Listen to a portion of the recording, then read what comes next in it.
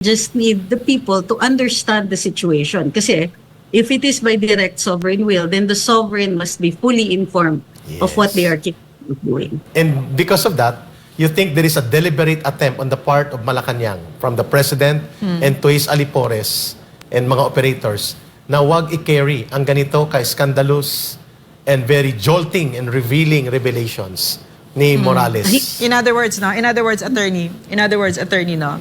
I used this one of my favorite words, sovereign, no. In order to keep a people ignorant and helpless and really powerless, you have to keep them in the dark, walang impormasyon. This is why sinusupil ang press freedom natin. Yes. Okay, attorney. Attorney Trixie. Well, tingin ko dito, it is no longer a matter of opinion, but simply observable fact.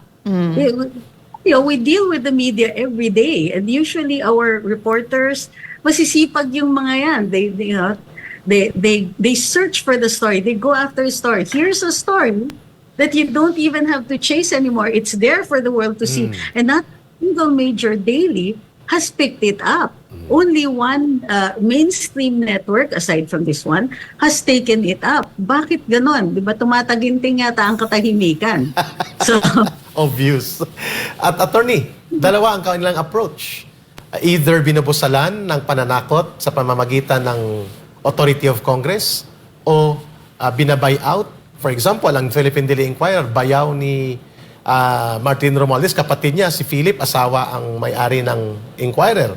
So nawala na yung angas ng Inquirer na anti-dictatorship ang kanyang historical roots. Mga tuta na ni Marcos, kahit yung CPP. Bigla, pating CPP, kaalyado sa pera at pundo at poder sa Kongreso. Nawala na rin ang angas nila ng pagmamarunong sa democratic exercise of the people. Ngayon, ang tanong natin, aside from that, nakasalang ngayon ang panibagong kaso kay Mayor Mike Rama ng Cebu City, break-in news. Really? Kinasuhan siya for abuse of authority sa related na naman sa Cebu Port Authority operation. At parang kagaya din kay Governor Hubahib dahil ito'y sila mga aktibo sa pag-develop ng people's protest and sentiments to be carried out in their areas. Ito rin ang ginagawa ngayon kay Governor Mamba. Maganda yan, maliwanag sa tao kung anong ginagawa nila. Maganda. Attorney Trixie, do you look at this as a combination of bribery and suppression through authoritarianism and maneuver of dirty PR operations in the media while suppressing local authorities and the people's venue to ventilate? yeah, para sa akin, wala na. Again, observable fact. Hindi na natin kasi pwedeng sabihin, what an amazing coincidence. Yeah. Na yung mga tao kung saan nakakasuhan. Di ba? Parang it taxes the imagination naman na sabihin nila, coincidental talagang may mga kasalanan itong mga to. Sure.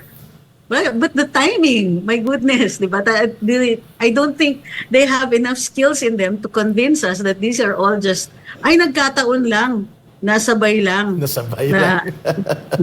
But authoritarianism, Attorney Trixie, in our history will never survive and prolong any cling to abuse of power na napatutuhanan yan sa panahon ng kanyang tatay.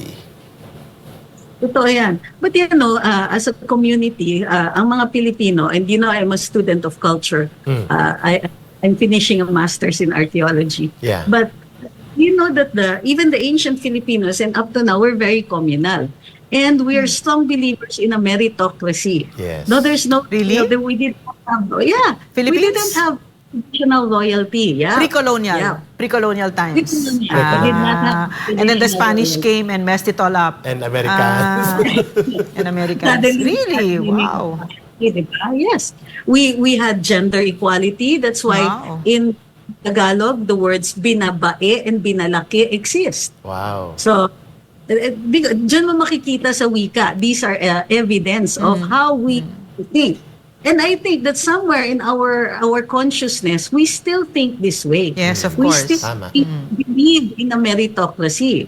No merit, you cannot lead. So at some point, di ba, when people start making jokes about your competence or about the kind of power that you wield, which is none at all, then I seriously think that this is the beginning of the end. Ito na po yung cultural indicators natin pinagtatawa na. Filipinos love humor. Yeah. And if you will look at 1986 or even 2001, it began with a series of jokes. Yes, tama tayo. Attorney Trixie, much that we would like to have more of this discussion, but you will always be part of the program Pilipinas Nating Mahal. Magpapasalamat kami ni Galing. Ma'am Lorraine for the time Yeah. that you have shared Thank with you. us and for the input analysis that you have given to our people. Can I just, Sige, ma'am. just a little bit. I like so much yung sinabi mo na yung nasa kailaliman natin, no, bilang isang tao, isang bayan, ay yung meritocracy, yung binibigyan ng kahalagahan ang kakayanan. Kesa yung nakikita natin ngayon na korupsyon ang inilalagay ang mga kaibigan, etc. So nasa kultura natin yan, nasa dugo natin yan. Yes. Ganda. Attorney Trixie, maraming salamat for the time you shared with us. Mabuhay po kayo at ipagpapatuloy natin ang pagmumulat sa mamamayang Pilipino. Salamat. Maraming salamat. Yes.